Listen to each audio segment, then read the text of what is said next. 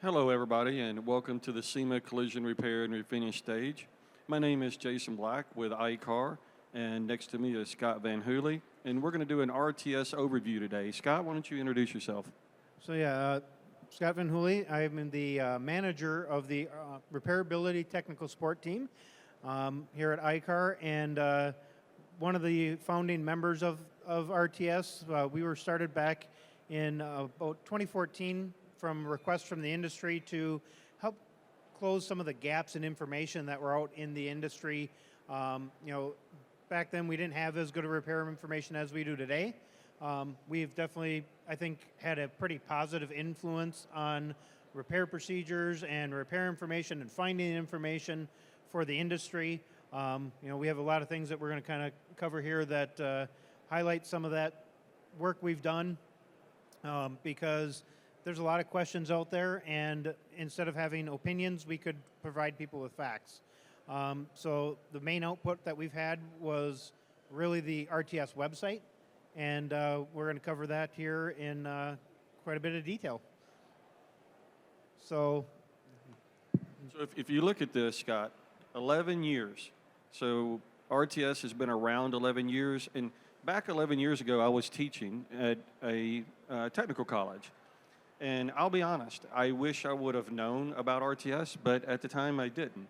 And I think that's the one thing that we're trying to do today, right? We're trying to make people realize that this great information is out there, and guess what? It's free.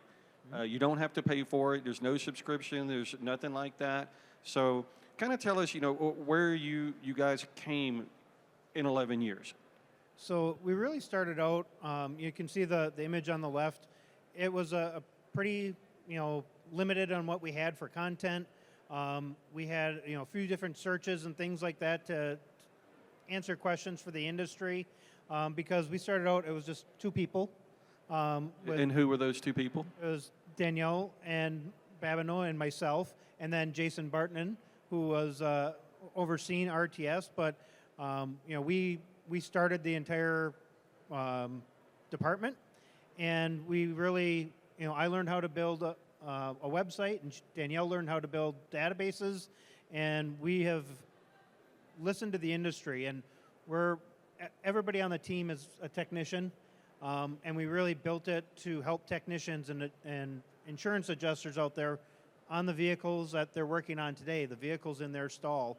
And, so everything that we build, we would start getting a lot of questions, and when ADAS calibration started coming up, when EVs became more prevalent, we were getting those questions, and rather than having the industry keep asking the same question over and over again, we developed these different pieces of the website so that they could just look it up, find it really quick, and move on with their day, point them in the direction of that OEM repair information, so they weren't spending hours and hours looking for something that either didn't exist or was just in a spot that they wouldn't think to look. And that's one thing when I'm out traveling, I tell people, if nothing else, the RTS website will save you time. We're going to get into like the ADAS calibrations and things like that. I mean, even if it doesn't always tell you exactly what the OEM procedures are, which, as we know, we don't do that, but it tells you, hey, you may have to look this up, you may not have to look that up. So there's a lot of things that you could, as a technician, save yourself a ton of time just by going to this website. Yeah, and to get the information in the hands of the technician is really where we're trying to get to, and that's why we also came out with the RTS app. And right now, you can scan that QR code. It'll take you to the Apple or Android store, and you can download the app, and it really helps get all the information on the RTS website into a hand of a technician, because a lot of times technicians don't have a computer in their stall. They don't have access to it, but almost every one of them has a phone. And so they can look up if they have a question and get that answer right away. So they're going to use their phone for something useful instead of TikTok, right? Exactly. So I want to spend a little bit of time on this here because this is kind of the real catalyst of a lot of what we've done. So the Ask iCar questions coming in, we've answered 48,000 questions. So those are individual questions that we've been asked. But it goes a lot farther than that, because when you start looking at all those questions, you really start to see the trends of the industry. What are people struggling with?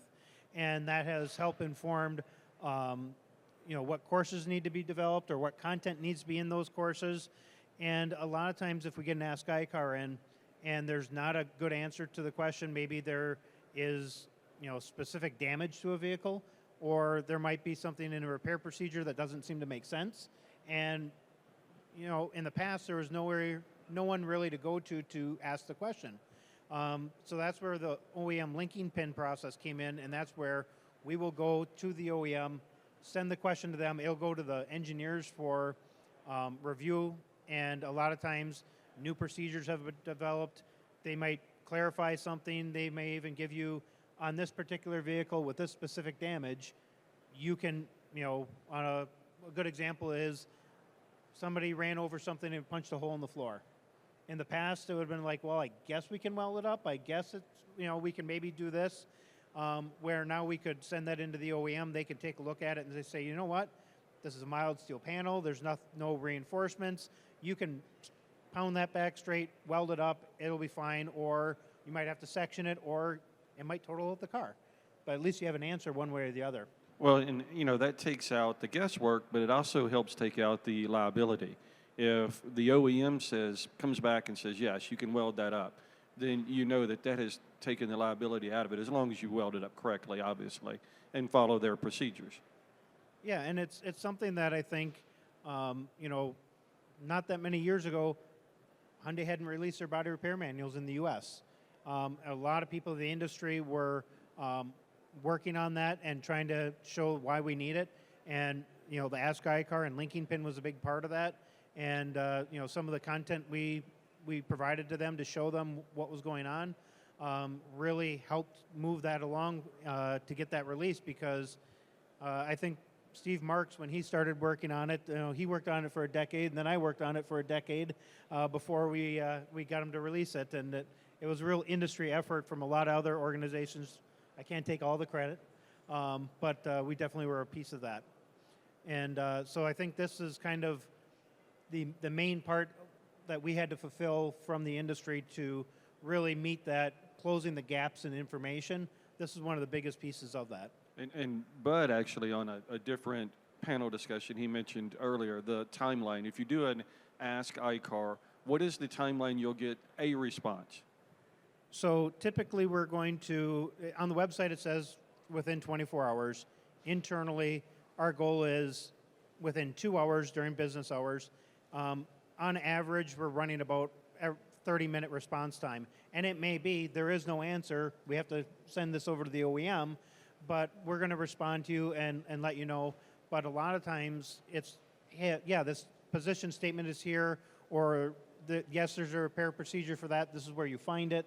And so we'll tell them where to go to the OEM website to find that information, so they're not looking for it for hours after they've probably looked for it a couple hours before they ask the question. So we're really diligent about getting that out, and Susan is one of the main ones working on that, and she does a terrific job at finding those answers.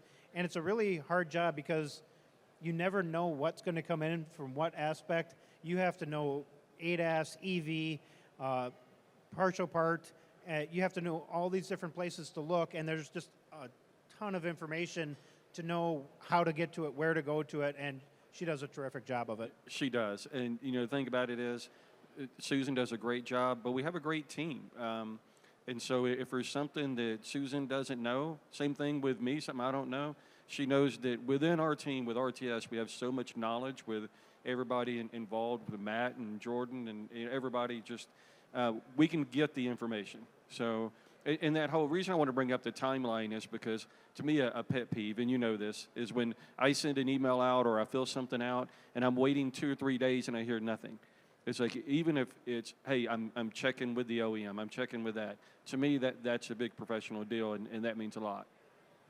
Yeah, totally agree. And that's been something that's very important, because, again, it's that vehicle in your stall, and you don't have all day to wait because it might be holding up the entire job. So we try to do the best we can.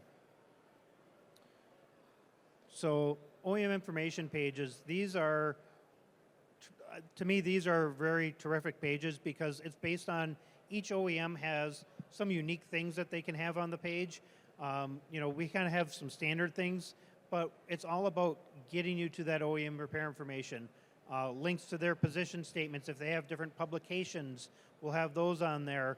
But we also have a collection of videos and ADAS articles. In this particular example, it's showing Chevrolet. And so there's a lot of peripheral information that maybe you might not have a question on it today, but you're probably going to have a question on it tomorrow. And we've really condensed it all down in one spot. But things like the steel repairability matrix that GM has, that is a terrific document that a lot of people can overlook and miss. And so we have that in a very easy to find place. And we just try to do that across all of the OEMs. And so the numbers across the top in that blue bar is actually on these pages alone, we've had 4 million hits on these pages where That's people all? Just 4 million? only 4 million.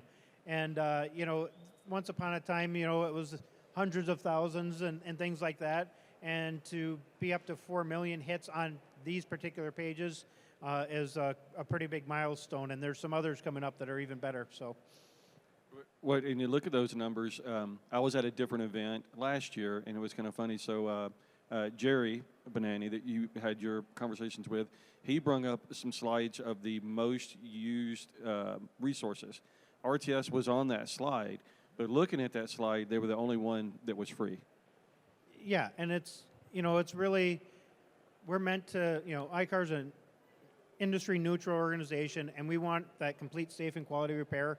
If you don't have that information, you can't do any of those, complete, safe, quality repair. And so, getting people to that information and making it easy to find it, and when something changes, we do a lot of collision repair news articles that cover a lot of that, and it can be something as simple, hey, they updated this position statement. The example we have here for a linking pin, the Ram running board mounting location is very similar to what we talked about with Jerry at Ford with their running boards, where the bolts tear out of the inner rocker panel basically, and they allow some different sectioning and things that you can do that aren't necessarily prevalent in the repair procedure. And we reached out and asked the question and got the clarification. And so now that one shop doesn't just get the answer, the whole industry has that same answer. So that's one of the really important things that we do here. And so we publish 3 articles a week. And now this one has 21 million hits on it.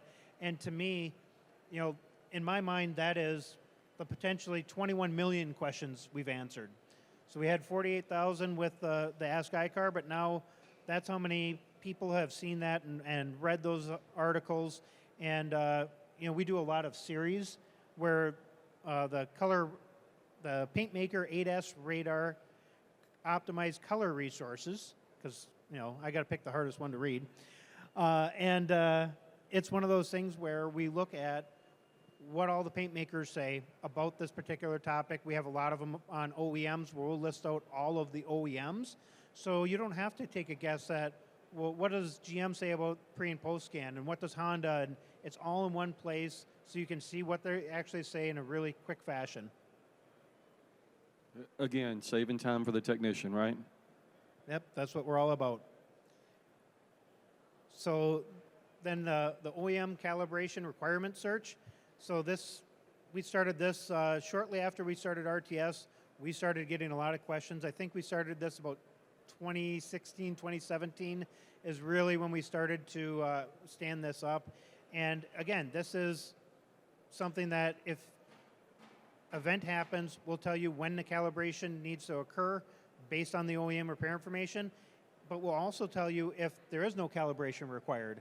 So we had a lot of circumstances where people were looking for something for 3 hours or 2 hours, and then they call us up and we can go, oh, no, there is no calibration required for that particular one, or it's an operation check, and we can save them that time. And then on the right side of the screen, we also have the calibration hotspot article, and that is, it's on all the calibration pages. You can find that article, and it's kind of that giant spider web. And it's not only articles on ADAS, but the OEM specific and refinish specific articles that are also that spider web. So you can go down the rabbit hole here, and you can see, you could spend hours reading these articles. There's so much content on there. It's kind of a little bit mind-boggling. And a lot of effort goes into the calibration search. Kylie has been doing a fantastic job at getting this information because it's not always easy to find it all. Yeah, and that's what I was going to say. I mean, poor Kylie, that's so much work, and just a lot of digging and going through. And like you say, those OEM pages are not always easy to maneuver through. Yeah, and I think that's one of the things that has really helped us is that we're in them every day.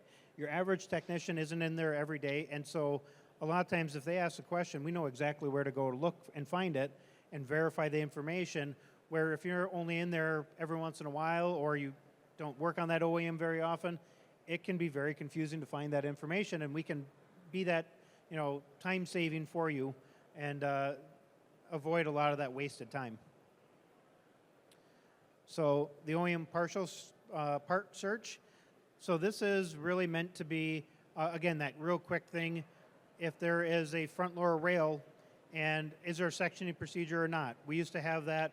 So many of the OEMs had that procedure, but now with vehicle architecture and design, it's really changed, and you don't always have the same possibilities. So you're spending all this time looking for something that doesn't exist. We also have some different notes, and we'll call out some different things that you might need to be aware of on that particular vehicle. And again, this has been around for a little bit, but 5.6 million questions answered. We always call them hits, but it's truly questions answered.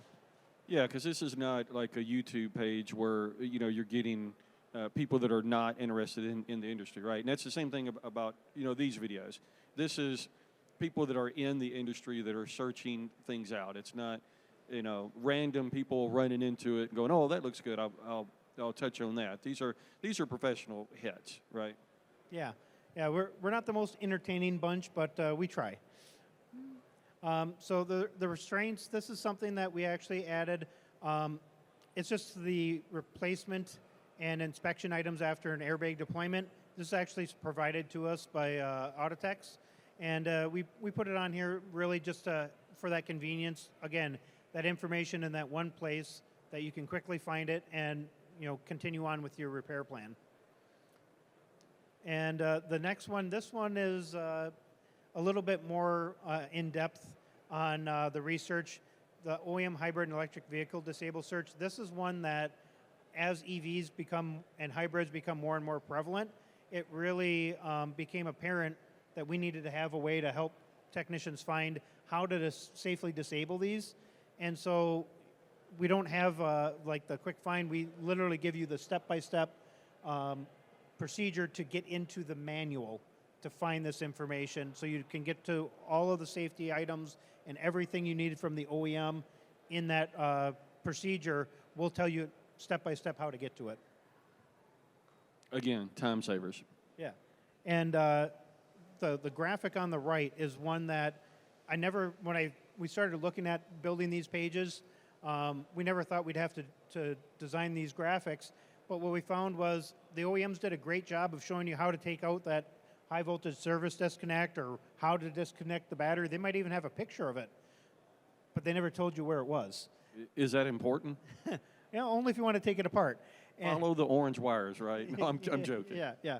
And so we put this graphic together just to kind of give you that quick reference to go, oh, okay, this one is in the back seat. This battery is in the trunk. And it was one of those things that it's something that we can help the industry with and save them a lot of time. And those 12-volt batteries are quite a bit smaller than your normal 12-volt battery for hybrids. Sometimes they are a little bit harder to find, too, if you're looking for that big normal lead acid battery. Yeah, and we're seeing now, ones with 48-volt batteries and multiple 12-volt batteries and all kinds of fun stuff that they keep doing. And Jordan does a great job of keeping this all up to date. And I forgot to mention Matt is great at partial part as well. So he's taken that over. Jordan's been heading up this. So like I said, we got a great team of people, and we just added Casey to help us out even more. So we're definitely trying to get as much of information out there to the industry as we can. So this is my favorite number. So this is 55 million hits on the RTS website, and it's been really neat to kind of watch it because since COVID, we've been trending upward on how many hits we have per quarter, but we have seen a very high ramp up where it's starting to skyrocket every month to the point that we actually thought something was wrong in the number reporting, and we had to start checking the sources, and we said, no, these are the actual numbers. So the word is finally out there. You know, the schools are starting to find out about it, and shops are learning about it, and so we're getting a lot more traction with a lot more people. And that's the key, you know, it's getting it out there that this exists, because every time I go somewhere and I'm telling somebody about RTS site and what you guys have accomplished, I mean, I'm part of it, but you guys have done this for so much longer before I got here. And it's what you guys have done is amazing. It's just people really didn't know about it. And so now we are getting the word out, and we're spreading the word, doing things like this and other events. I know you spoke at CIC, I've spoke at ETIs about this. So, you know, the more we get the information out there, it's really would be silly to not use it. I mean, it just, there's no reason to not use it. So I think it's just going to continue to grow big time. Yeah, and I think that's something that, you know, a lot of times the arguments we have in the industry are because people they have opinions, but they don't have information. And when you can show somebody, here's the procedure, here's where I found it, here's why I need to do it, it doesn't always work, but it definitely helps when you can say, here's a documentable procedure or position statement, and this is what it says. We have articles that, you know, we've gotten clarification from the OEMs, the paint makers, and all of that really helps. Next time we do this, I want a number of how many documents Danielle has. Well, okay, so documents are one, so files are one thing, but right now there are over 19,000 pages on the RTS website. And in the databases that she maintains and has built, I'm guessing it's more in the millions of records to build all this content. And, you know, one of the things that we made sure we did when we came out with the app was we made sure that if we update the website, the app gets updated at the same time. So it's not something where you're going to find conflicting information because there is one source of truth in that database, and it actually outputs the information to the website and the app. So we're not updating at multiple places, because the second that happens, nothing is synced up. And one thing I forgot to mention on the articles that we just did is some of the articles have been up there since 2014. And we were starting to get some questions on, you know, well, is this still valid? Because it's 2014, that's longer than I care to admit ago. And it's one of those things that we've started to add on there if it's been validated, when the last time it was validated. So you're going to see a lot of them are validated in 2024, 23, 25, so that you know that that article is applicable to today's vehicles. And we're very diligent about updating those articles. If things change, we're always making sure that we're keeping that all up to date as well. Yeah, I mean, that's a very valid point, because things do change, but not everything, right? So it may be the same, maybe you don't. Yeah. So that's basically RTS in a nutshell. You know, there's a lot more to come, a lot more work we have to do. We have very good job security because cars continually change, and, you know, the same kind of conversations and issues we had in 2014 with high-strength steel, they're still here. It's only gotten worse with the mix of in the vehicles. Then we had, you know, pre and post scanning, ADAS calibration, EV. So really been there through all these different conversations of the industry, and we're keeping on top of everything that we possibly can to make sure that we have those complete, safe, and quality repairs. Yeah, definitely. And things are continuing to change, and we'll be challenged more and more every year, I'm sure.